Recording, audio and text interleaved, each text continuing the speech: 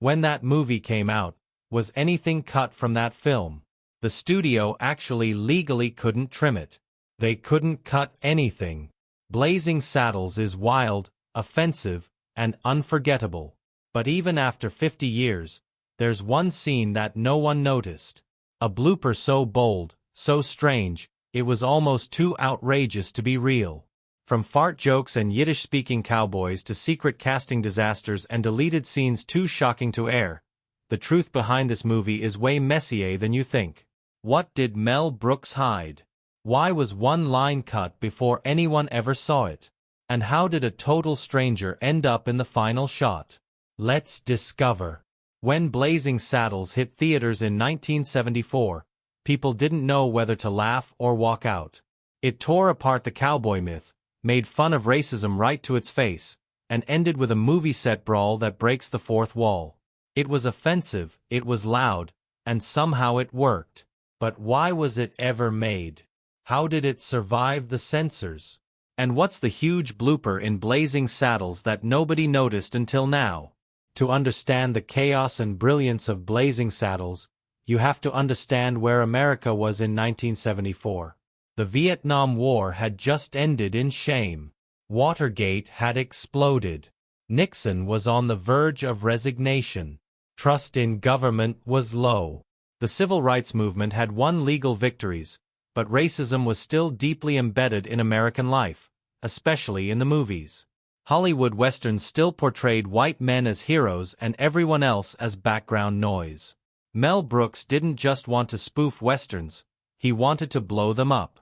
Blazing Saddles is set in the Old West, but it's really about 1970s America. The plot is deceptively simple. A greedy land developer desperate to drive settlers out of a town called Rock Ridge convinces the governor to appoint a black sheriff, expecting the townspeople to panic and flee. But the new sheriff, Bart, played by Cleon Little, proves to be cleverer, sharper, and more capable than anyone expects. What begins as a racist con turns into a bizarre, genre-breaking rebellion with Bart leading the charge against both the villains and the small-minded town that tried to destroy him. On the surface, it looks like a slapstick comedy, but underneath the gags and sound effects is a dangerous idea. That racism, when exposed to light and laughter, crumbles. That's what made Blazing Saddles so powerful and so controversial. Audiences weren't used to hearing the N-word in a comedy, even when it was used to mock bigotry itself. They weren't used to toilet humor in mainstream movies. They definitely weren't used to a black hero outsmarting every white man in town. Brooks was pushing every line he could think of, and a few he probably didn't. Mel Brooks directed the film, but he didn't do it alone. One of his co-writers was Richard Pryor, the most fearless black comedian of the era. Pryor knew how to write jokes that bit down hard. He helped shape Bart into a character who wasn't just cool and clever, but fully aware of the absurdity of his situation. Pryor had originally been considered to play Bart himself, but the studio refused to insure him because of his history with harmful substances. That decision may have changed the tone of the film entirely. Cleon Little brought Broadway polish and deadpan wit. Pryor brought fire to the script.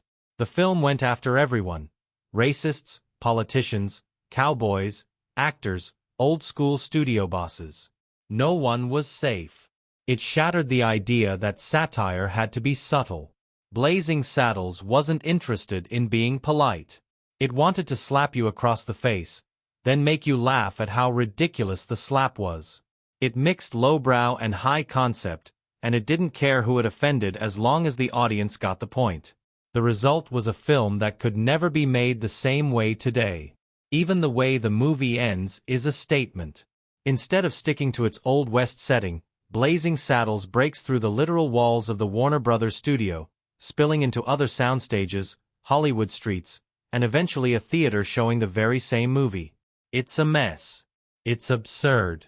It's genius. The characters become aware that they're in a movie. The satire eats itself alive, and Mel Brooks closes the loop with pure chaos. It's one of the first self-aware endings in American comedy, and it set the stage for everything from Ferris Bueller to Deadpool. But even in all this madness, something slipped through. A moment so subtle that it took decades for anyone to notice it. And once you see it, you'll never unsee it. The most shocking scene in Blazing Saddles didn't make it into the movie. It's not a blooper. It's not a prank. And it's not some backstage accident. It's a deleted moment so outrageous, so charged, and so unforgettable that even Mel Brooks, the man who put flatulence on the big screen, decided he couldn't go through with it. And here's the real twist. Most people didn't even know this scene existed until recently. It was hidden in plain sight, buried in interviews and recollections, quietly mentioned, but never shown. Now it's resurfaced, and it changes everything you thought you knew about the film. So, what was the scene? Why was it cut? And why is it so important? Now, in the final cut of Blazing Saddles, we get a brief funny bedroom exchange between the glamorous Lily Von Shtupp, played by Madeline Kahn, and Sheriff Bart, portrayed by Cleon Little. It's flirtatious. It's suggestive, but it's nothing compared to what was originally shot. In the deleted version, Lily and Bart are in her dressing room after sharing a candlelit meal, complete with the cheeky term Schnitzengruben, which itself is a not-so-subtle euphemism. As the lights go out and the screen fades to black, Lily's voice cuts through the dark in a heavy German accent. "Oh, is it true what they say about you people? How well you are built. Is it true?" There's a pause. The audience is left hanging. And then comes the punchline, "I hate to disillusion you, ma'am, but you're sucking on my arm." In a single beat, the film would have taken a massive risk, touching on the long-standing stereotype about black male anatomy, flipping it into comedy, and then undercutting it with a deadpan line. That one moment would have combined race, physicality, satire, and innuendo in a way that was arguably more explosive than anything else in the film. And yet, it never made it in. Because even for a film like Blazing Saddles, there were limits. Mel Brooks has spoken about this scene in interviews, including one with Conan O'Brien. He explained that it just felt like too much, going past the point of satire and into something he worried would overshadow everything else. As someone who was trying to walk the tightrope between humor and commentary, he decided it wasn't worth the risk. So he shelved it. But that wasn't the only moment that got cut. There's another piece of dialogue that has floated around in production notes and crew memories. In this scene, Lily Von Shtupp is once again turning up the charm, preparing to seduce Bart. On the surface, she's telling him to take off his ammunition belt, but the phrase is clearly meant to sound like something else, an invitation delivered in a sultry tone. It's a throwaway line, but one loaded with meaning. And then there's the third moment, a less defined but equally provocative exchange that never made it past the script stage. Several early drafts of Blazing Saddles featured a more hands-on version of Lily's famous seduction of Bart. In this version, Lily not only asks about the stereotype that black men are well endowed, she tries if she can see it for herself.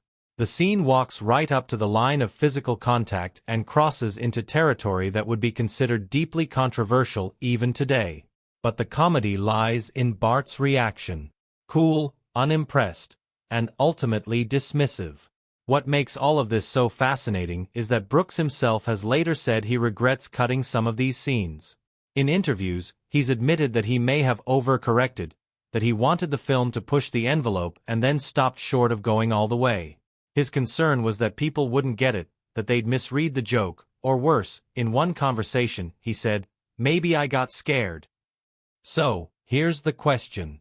What would Blazing Saddles have looked like with those scenes left in? Would it still be celebrated as a classic? Or would it have been banned, buried, or forgotten? There's no clear answer, but it does show us something important. This wasn't just shock for shock's sake. These scenes were part of a larger effort to tear down the polite facade of Hollywood storytelling. Brooks wasn't just trying to make you laugh. He was trying to make you uncomfortable, to expose racism not just as a problem, but as a ridiculous system of beliefs propped up by fear, ignorance, and power. And that's where Blazing Saddles becomes more than just a comedy. It becomes a landmark in satirical filmmaking. It's a movie that used humor like a surgeon's tool, cutting deep, exposing nerves, and daring the audience to flinch. The scenes that stayed in are legendary for their brazenness. But the scenes that got cut, they show us the edge Brooks was walking. They show us how close he came to going even further. And they remind us that sometimes the real story isn't what you see on screen. It's what almost made it in Section 3. Chaos, farts, and accidental genius. One of the most iconic moments in Blazing Saddles is the campfire scene where cowboys eat beans and audibly pass gas. A first in Hollywood history. In 1974, no major film had ever included a flatulence gag with full sound. And Mel Brooks didn't just allow it. He doubled down after the initial cut. He actually went back and added more fart sounds in post-production. Wait, because the test audiences were laughing so hard they couldn't hear the end of the joke. And because Brooks knew what the studio didn't. This wasn't just toilet humor. This was something bigger. For decades, Westerns had romanticized the cowboy. Strong, silent, heroic, always stoic and clean. Brooks wanted to break that illusion. He wanted to show cowboys not as mythic figures, but as real, stinky, sweaty men who ate too much and slept in the dirt. It destroyed the nice, polished image Hollywood had spent decades creating, and audiences loved it. But the executives at Warner Brothers weren't laughing. They called the scene vulgar, lowbrow, and pointless. Brooks ignored their concerns and kept the scene, helping to redefine what could be shown and mocked in mainstream comedy. This commitment to chaos didn't stop with sound effects. It extended all the way to the film's climactic battle, which spills out of the fictional town of Rock Ridge and onto the Warner Brothers lot itself. The final sequence is a deliberate, absurd breakdown of the fourth wall.